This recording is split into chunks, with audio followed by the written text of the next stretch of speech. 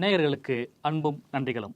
பாமக தலைவர் அன்புமணி ராமதாஸின் மகள் சங்கமித்ரா திரைப்பட தயாரிப்பாளராக அவதாரம் எடுத்திருக்கிறார். அழகு என்ற படத்தினை தயாரித்திருக்கிறார். ரஜினிகாந்தை சந்தித்து படத்தின் ட்ரெய்லரை காட்டியிருக்கிறார். ரஜினியோடு அவர் புகைப்படம் எடுத்துக்கொண்ட போது பின்னால் பாபா படம் இருந்தது. அந்த பாபாவுக்கு பின்னால் ரஜினி ராமதாஸ் மோதலின் கதை உண்டு.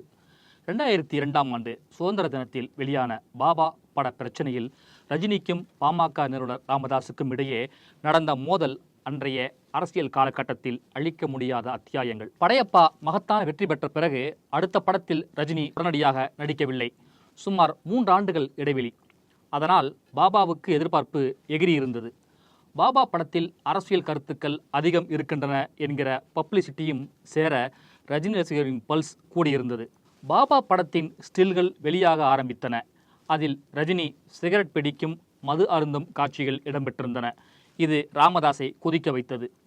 பாபா படத்தை யாரும் பார்க்கக்கூடாது என கர்ஜித்தார் ராமதாஸ். இதனால் படத்துக்கு இலவசமாக ப்ரமோஷன் கிடைத்தது. கன்னட நடிகர் ராஜகுமாரை கடத்தி பிறகு விடுதலை செய்தான் சந்தன கடத்தல் வீரப்பன். அப்போது பெங்களூருவில் பேசிய ரஜினி வீரப்பனை சம்ஹாரம் செய்ய வேண்டும் என்றார். இந்த கோபம்தான் ரஜினி மீது ராமதாஸ் பாய்வதற்கு அடிப்படை காரணம். சிகரெட் பிடிக்கவும் தண்ணி அடிக்கவும் ரசிகர்களுக்கு ரஜினி கற்றுக் கொடுத்திருக்கிறார். நடிகர்களுக்கு ரசிகர் மன்றங்களே இருக்கக்கூடாது. ரஜினி ரசிகர்கள் தங்கள் நெற்றியில் முட்டாள் என எழுதி கொள்ளுங்கள். வன்னியர் சமுதாயத்தைச் சேர்ந்த வீரப்பனை கொல்ல வேண்டும் என சொன்ன ரஜினியின் பாபா படத்தை வன்னியர்கள் யாரும் பார்க்கக்கூடாது என மயிலாடுதுறையில் நடந்த வன்னியர் மாநாட்டில் முழங்கினார் ராமதாஸ். பாபா திரைப்படம் வெளியீட்டுக்கு தயாராகி கொண்டிருந்தது.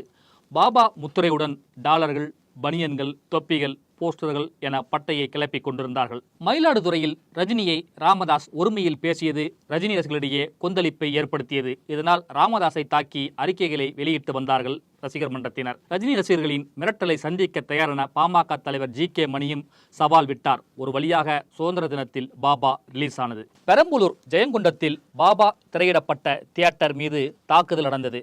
திரையரங்கத்துக்கு தீ வைத்துவிட்டு படப்பெட்டியை பாமகவினர் தூக்கிச் சென்றனர். தியேட்டர் திரையை கிழித்து திரையரங்க மேனேஜரை கடத்தினார்கள். திரையரங்க உரிமையாளர்களுக்கும் விநியோகஸ்தர்களுக்கும் நஷ்டத்தை உண்டாக்கினார்கள். பன்ருட்டியில் பாபா வெளியான திரையரங்கத்துக்கு வந்த மிரட்டலை தொடர்ந்து பாபா திரையிடப்படவில்லை. பாபா வெளியான திரைப்படங்களுக்கு வெளியே பாமகவினரையும் ராமதாஸையும் வார்த்தைகளால் வறுத்தெடுத்தனர் ரஜினி ரசிகர்கள். பாமக செல்வாக்கு மிகுந்த வட மாவட்டங்களில் பாபாவுக்கு சிக்கல் ஏற்பட்டது. சட்டம் ஒழுங்கு பாதிக்கும் அளவுக்கு விவகாரம் போகவே நடந்து கொண்டிருக்கிற சம்பவங்களுக்கு காரணமான ராமதாஸை சட்ட ரீதியில் சந்திப்பேன் என அறிக்கை விட்டார் ரஜினிகாந்த். உடனே ஜி.கே. மணி பாபா படம் நன்றாக இல்லாததால் ரசிகர்களை தூண்டிவிட்டு படத்திற்கு விளம்பரம் சேர்க்கிறார் ரஜினி என குற்றம் சாட்டினார். பாபா படத்தின் திருட்டு விசிடிக்கள் தங்குதடை இல்லாமல் கிடைத்தன. அதற்கு பாமகவின் ஆசையும் இருந்தது என பேச்சுக்கள் எழுந்தன. ஒரு வழியாக பாபா பிரச்சனை ஓய்ந்து படமும் தோல்வி அடைந்தது. அடுத்த ஒரு மாதத்தில் இன்னொரு பிரச்சனை முளைத்தது. 2002 ஆகஸ்ட் மாதத்தில் தான் பாபா விவகாரம் சூடுபிடித்தது. அக்டோபரில் காவிரி ரூபத்தில் ரஜினிக்கு அடுத்த தலைவலி ஏற்பட்டது. காவிரியில் தண்ணீர் விடாத கர்நாடகாவை கண்டித்து இயக்குனர் பாரதி ராஜா தலைமையில் திரையுலகம் போராட்டம் நடத்தியது. 2002 அக்டோபர் 12ஆம் தேதி நெய்வேலியில் பேரணி நடத்தி அனல் மின் நிலையத்தை முற்றுகையிடுவோம் என அறிவித்தார் பாரதி ராஜா. எங்கே சினிமாக்காரர்கள் நம்மை கைவிட்டு விட்டார்களோ என்று சந்தேகத்துக்கு மக்கள் தள்ளப்பட்டிருந்தனர்.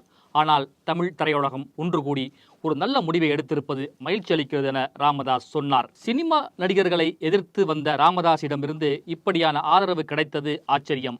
போராட்டம் நடக்கும் நெய்வேலி ஏரியா பாமகவின் கோட்டை என்பதால் அந்த ஆதரவு முக்கியத்துவம் வாய்ந்ததாக பார்க்கப்பட்டது. ரஜினியிடமிருந்து எதிர்வினை கிளம்பியது. இது தேவையில்லாத போராட்டம். நெய்வேலி முற்றுகை போராட்டத்தை மறுபரிசீலனை செய்ய வேண்டும் என சொல்லி அதிர வைத்தார் ரஜினி. நெய்வேலி போராட்டத்தை ரஜினி புறக்கணிக்க காரணம் பாபா பட பிரச்சனையில் ரஜினிக்கும் பாமகவுக்கும் இடையே ஏற்பட்ட மோதல்தான். தன்னை கடுமையாக எதிர்க்கும் பாமகவின் கோட்டையான நெய்வேலியில் நடக்கும் போராட்டத்தில் பங்கேற்றால் தனக்கு எதிராக பாமகவினர் கோஷம் போடுவார்கள் என நினைத்தார் ரஜினி. நெய்வேலி போராட்ட அறிவிப்பை பாரதி ராஜா அறிவித்த போது ராமதாஸிடமிருந்து தான் முதல் ஆதரவு கிடைத்தது. அதனால்தான் சென்னையில் போராடலாம் என ரஜினி சொன்னார். அதனை பாரதி ராஜா தரப்பு ஏற்கவில்லை. நெய்வேலி போராட்டத்தில் பங்கேற்காமல் அடுத்த நாள் சென்னையில் காவிரிக்காக ரஜினி உண்ணாவிரதம் இருந்தார். நதிகள் இணைப்புக்கு 1 கோடி ரூபாய் தருவேன் என அந்த உண்ணாவிரதத்தில் தான் ரஜினி அறிவித்தார். தனக்கு ஏற்பட்ட கெட்ட பெயரை சரிகட்டவே ரஜினி உண்ணாவிரதம் இருந்தார் என பதிலடி கொடுத்தார் ராமதாஸ். வீரப்பன் விவகாரம், பாபா படப்பிரச்சனை, திரையுலகினரின் நெய்வேலி போராட்டம், ரஜினியின் தனி உண்ணாவிரதம் எல்லாம் ஒரு வழியாக முடிவுக்கு வந்தது. அதனை மக்கள் மறந்து போயிருந்தார்கள். 2004 நாடாளுமன்ற தேர்தலில் மீண்டும் கொதிநிலைக்கு போனது ரஜினி ராமதாஸ் மோதல். பாபா பிரச்சனை, நெய்வேலி போராட்டம் என ராமதாஸ் மீது கோபத்தில் இருந்த ரஜினி அவரை வஞ்சம் தீர்க்க காத்து கொண்டிருந்தார். 2004 நாடாளுமன்ற தேர்தலை சரியாக பயன்படுத்தி கொண்டார். திமுக கூட்டணியில் தான் ராமதாஸ் இடம்பெற்றிருந்தார். பாமக போட்டியிட்ட தருமபுரி, செங்கல்பட்டு, சிதம்பரம், அரக்கோணம், திண்டிவனம் மற்றும் புதுச்சேரி ஆகிய 6 தொகுதிகளிலும் தோற்கடிக்க ரஜினி வியூகம் வகுத்தார். பாமகவை தோற்கடிக்க 6 தொகுதிகளில் ரசிகர்கள் தேர்தல் பணியாற்ற ரஜினி ஒப்புதல் அளித்துள்ளார் என்று சத்யநாராயணா சொன்னார். தேர்தலுக்கு முன்பு திருவண்ணாமலையில் பேசிய ராமதாஸ் சேற்றில் விழுந்து கிடக்கும் பன்றி என ரஜினியை தரைக்குறைவாக விமர்சிக்க ரசிகர்கள் கொந்தளித்தனர். தேர்தல் நேரத்தில் மதுரை வந்த ராமதாஸுக்கு ரஜினி ரசிகர்கள் கருப்பு கொடி காட்டினார்கள். இதனால் அவர்களை பாமகவினர் தாக்கினார்கள். இந்த சம்பவத்திற்காக ராமதாஸ் மீது கொலை முயற்சி வழக்கு பதிவானது. ராமதாஸ் மீது அதுவரையில் நேரடியாக எந்த கருத்தும் சொல்லாமல் இருந்த ரஜினி முதன்முறையாக அவரை பற்றி பேச ஆரம்பித்தார். 2004 நாடாளுமன்ற தேர்தலை ஒட்டி ராகவேந்திரா திருமண மண்டபத்தில் நடந்த பிரஸ் மீட்டில் ராமதாஸை கண்டித்து பரபரப்பு அறிக்கையை படித்தார். 2 பகுதிகளை கொண்ட நீண்ட அறிக்கை அது. முதல் பகுதி முழுக்க ராமதாஸுக்குத்தான் ரஜினி பதில் கொடுத்திருந்தார். ராமதாஸ் வன்முறைகளின் ராஜாவாக திகழ்கிறார். இவரை போன்றவர்கள் இருப்பதால் தான் நல்லவர்கள் அரசியலுக்கு வருவதில்லை. ராமதாஸை நான் தரைகுறைவாக பேசியதில்லை. ஆனால் சேற்றில் விழுந்து கிடக்கும் பன்றி என்று என்னை மிக கேவலமாக விமர்சித்தார். இதனால் என் ரசிகர்கள் வேதனைப்பட்டு கொந்தளித்தார்கள். அவர்களுடைய உணர்வில் நியாயம் இருப்பதால் பாமக போட்டியிடும் 6 தொகுதிகளில் ஜனநாயக முறையில் எதிர்ப்பை தெரிவிக்க சொன்னேன். நான் ஆன்மீகவாதி, எனக்கெதற்கு இந்த பழிவாங்கும் உணர்ச்சி என்று சிலர் கேட்கிறார்கள். நான் ஆன்மீகவாதிதான். ஆனால் ஒரு கன்னத்தில் அடித்தால் இன்னொரு கன்னத்தை காட்டும் அளவிற்கு ஆன்மீகத்தில் இன்னும் உயரவில்லை. அந்த மாதிரி ஆன்மீகவாதியாக ஆவதற்கு எனக்கு விருப்பமும் இல்லை. நான் ஒரு தப்பும் செய்யாமல் என்னை அடிப்பவரை நான் அடிப்பது தவறு என்று சொன்னால் அந்த தவற்றை நான் 1000 முறை செய்வேன். ரசிகர்களே, ஜனநாயக ரீதியில் இனி ஓட்டு போடுவதில் உங்கள் எதிர்ப்பை தெரிவியுங்கள். அதையும் மீறி ராமதாஸ் கட்சியினர் ஜெயித்தால் அது ராமதாஸ் செய்த பூர்வ ஜென்ம புண்ணியம். தோற்றால் அவர் செய்த பூர்வ ஜென்ம புண்ணியம் எல்லாம் தீர்ந்து போயிற்று என்று அர்த்தம். அவர்கள் ஜெயித்தால் நாம் தோற்றுவிட்டோம் என்று அர்த்தமில்லை. அவர்கள் தோற்றுவிட்டால் நாம் ஜெயித்து விட்டோம் என்று அர்த்தமில்லை என விளக்கம் கொடுத்தார் ரஜினி. ராமதாஸோ ரஜினி ரசிகர்கள் எடுத்துள்ள முடிவு எதிர்பார்க்கப்பட்ட ஒன்றுதான் என்றார். அவரது கட்சியின் தலைவர் ஜி.கே. மணி வெளியிட்ட அறிக்கையில் ரஜினி ரசிகர் மன்ற முடிவு ஆச்சரியப்படுவதற்கு ஒன்றுமில்லை. அதிமுகவின் தூண்டுதலால் மறைமுகமாக செயல்பட்டு கொண்டிருந்தவர்கள் இப்போது பகிரங்கமாக அதனை அறிவித்திருக்கிறார்கள். தேர்தலில் யாரும் யாரையும் ஆதரிக்கலாம். இந்த அறிவிப்பை கண்டு பாமகவினர் அதிர்ச்சி அடைய மாட்டார்கள். இந்த எதிர்ப்பு அவர்களை இன்னும் உற்சாகப்படுத்தும் என்றார். 2004 மே 13ஆம் தேதி வாக்குகள் எண்ணப்பட்டன. இந்தியா முழுவதும் காங்கிரஸ் கூட்டணியே அதிக இடங்களை பிடித்து ஆட்சி அமைத்தது. தமிழகம், புதுச்சேரியின் 40 தொகுதிகளையும் திமுக கூட்டணியே கைப்பற்றியது. ரஜினி அதிமுக கூட்டணிக்கு ஆதரவு அளித்த 6 தொகுதிகளிலும் பாமக மகத்தான வெற்றியை பெற்றது. வழக்கமாக அனைத்து பொது தேர்தல் முடிவுகளையும் ஆர்வத்துடன் கவனித்து வருபவர் ரஜினிகாந்த்.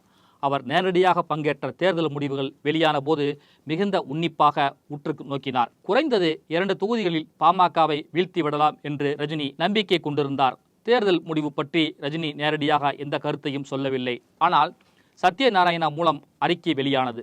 அதில் நாடாளுமன்ற தேர்தலில் வெற்றி பெற்ற திமுக கூட்டணிக்கு ரஜினி சார்பாகவும் மன்றங்கள் சார்பாகவும் நன்றியை தெரிவித்துக் கொள்கிறேன்.